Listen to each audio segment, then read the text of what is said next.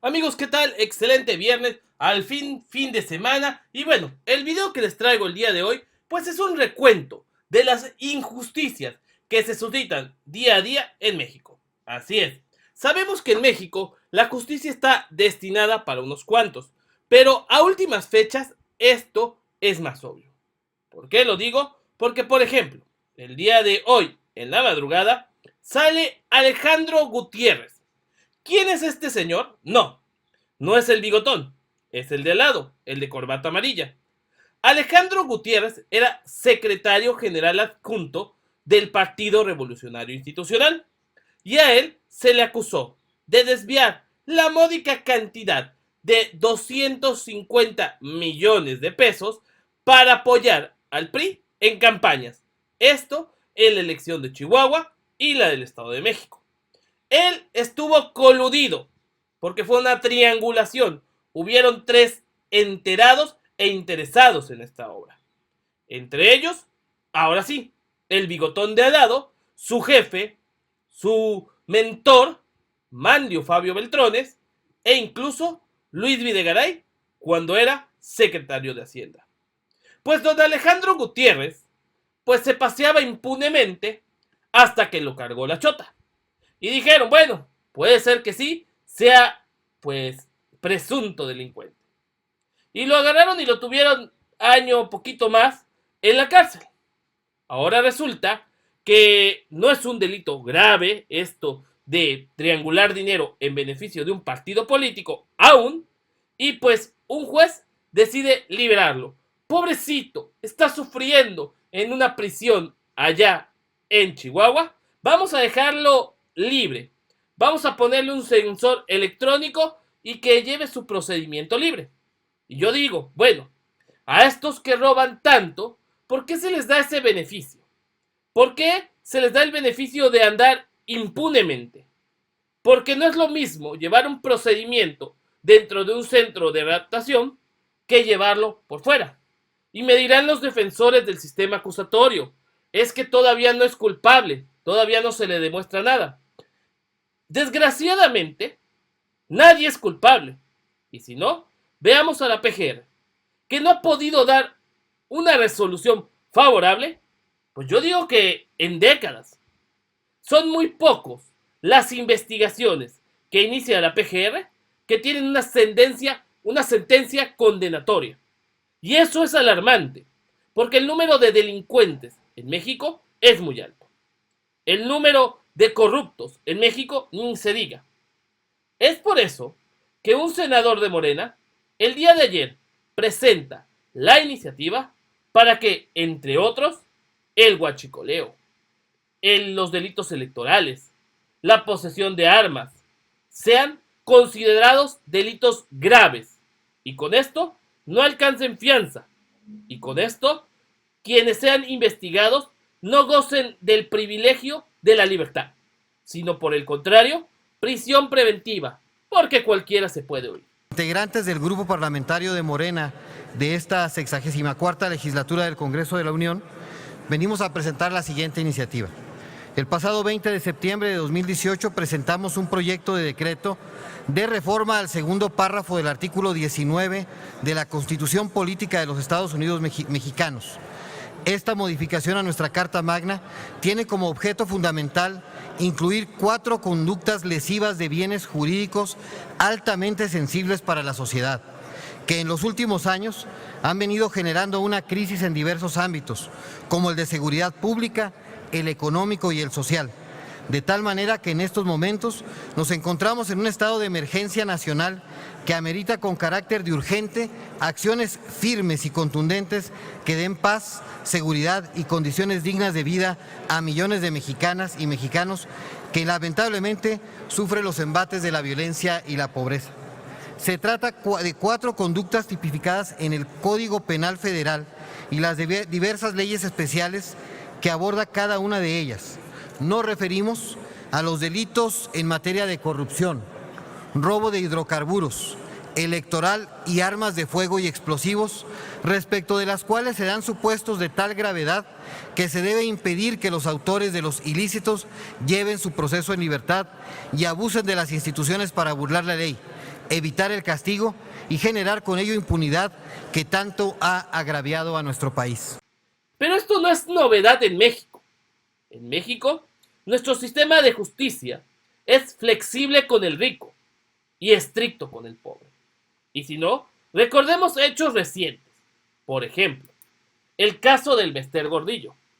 Hace aproximadamente mes y medio, el Bester Gordillo, que no se le veía por dónde salir, que no se veía si iba a ser libre de nueva cuenta, de la noche a la mañana, el día que le dan su nombramiento a López Obrador, sale completamente libre y absuelta de todo delito. Robó lo que quiso, hizo y deshizo en el magisterio, pero según la PGR, no había los elementos de prueba necesarios para inculparla. Digo, ¿en qué país vivimos? ¿En qué país estamos? En donde la justicia es solo de unos cuantos.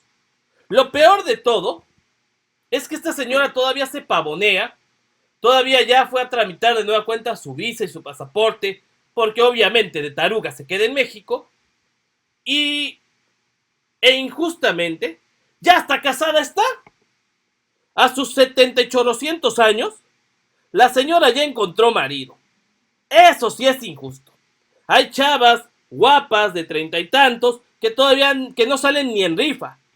Y doña Elvester, pues ya se ligó a su abogado y hasta hueso le da, porque este abogado suena para ser secretario de Educación allá con el Cuauhtémoc Blanco, socio de Elvester, y que dicen por ahí las malas lenguas que se están uniendo para crear el Partido Blanco, el partido entre Elvester y Cuauhtémoc.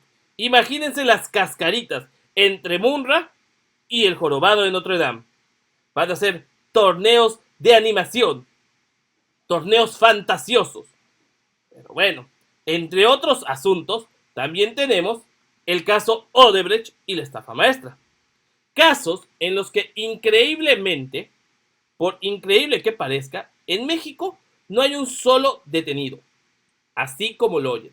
El caso Odebrecht, en donde Emilio Lozoya, quien fuera director de Pemex, y antes de eso fuera coordinador internacional de la campaña de Enrique Peña Nieto, sigue tan campante como siempre, impune ante los señalamientos que se le hicieron por el caso Odebrecht. Odebrecht, por si pocos lo recuerdan, es una empresa brasileña que ha sido ligada con actos de corrupción en Argentina, en Chile, en Perú me parece, en Venezuela y en México. Y en los únicos países en los que no ha pasado nada, en los únicos países en donde siguen impunes quienes cometieron actos de corrupción, es en la Venezuela autoritaria de Maduro y en México, el México de Enrique Peña Nieto. ¿Por qué? Porque obviamente Odebrecht financió parte de la campaña de Enrique Peña Nieto. Esto a través de Emilio Lozoya. Y cuando se quiso investigar a fondo a Emilio Lozoya, ¿qué pasó? Corren a Santiago Nieto, quien era el director de la FEPADE, el órgano encargado de ver delitos electorales, porque supuestamente habló de más. Y ni se diga de la estafa maestra. Una investigación que no hizo ni la PGR, ni la Auditoría Superior de la Federación, ni la Secretaría de la Función Pública. No. Una investigación que le hicieron periodistas de un diario digital llamado Animal Político. Investigación que ganó premios internacionales. Y que en México solamente es eso. Una investigación. Porque, según la PGR, no existen los elementos de prueba idóneos para acusar a una persona o a varias de esta estafa que se dio por 7,000 millones de pesos. Imagínense esa magnitud, esa situación en México. La verdad es que no podemos seguir con sistemas de justicia tan parcos. No podemos seguir con instituciones como la PGR, que solamente viene a darnos en el traste, darnos en la torre. Necesitamos reformar nuestro sistema de justicia. Sí, es urgente. No podemos seguir viendo a funcionarios como Rosario Robles, como José Antonio Meade, como Luis Videgaray, como el mismo Gerardo Ruiz Esparza, siendo cómplices de delitos, de desfalcos millonarios a instituciones y a secretarías que supuestamente deberían de tener como fin ayudar a los mexicanos, como la Ceresol, la Sedatu, la misma Secretaría de Educación. Por eso no hay dinero que alcance. Por eso critican a López Obrador con su política de austeridad, porque estos están acostumbrados a llevarse la maleta grande, a llevarse todo sin que nadie les diga nada. Y otro caso muy sonado es este. Últimamente ha salido mucho esta imagen que a muchos mexicanos nos ha causado indignación. Javidú, el gordito cachetón de Veracruz, solamente desfalcó con 60,000 millones de pesos al gobierno veracruzano. Y el juez solamente le puso una pena de 9 años de prisión, de los cuales puede pasar solamente 3 por buena conducta, porque ya cruzó 2, le quedarían 7, y de esos 7 se le pueden bajar 4 más por buena conducta, y pagando una multa de 58,000 pesos. Una burla comparado con los 60,000 millones de pesos que se robó. Una multa comparado con lo que gasta Karime Macías, su esposa, en Londres. Eso es una verdadera burla. En cambio, a un campesino zapoteco que se escabechó 3 conejitos para alimentar él y su familia, porque es de la manera en la que viven, por haber sido en un área federal o a lo mejor una especie en peligro de extinción, un juez ojete lo condena a 9 años de prisión, y esto sin derecho a fianza porque es un delito contra la nación. Así son las leyes en México. Así son las leyes que hoy imperan en nuestro país. Por eso, no tenemos que confundir, por ejemplo, la amnistía que propone López Obrador y la ministra de Retiro, Olga Sánchez Cordero. Esta amnistía es para gente como este indígena zapoteco, que sin saber lo que estaba haciendo, por el hambre, por esa pobreza extrema que los priistas se niegan a reconocer, tuvo que escabecharse 3 conejitos. Señores, este es el México en el que vivimos y el que queremos cambiar, el de leyes tan injustas como estas. Recuerden que este es su canal, Cocinando la Noticia. Yo soy el 2.0 y te invito a que veas el próximo video. Se va a poner bueno. ¡Va que va!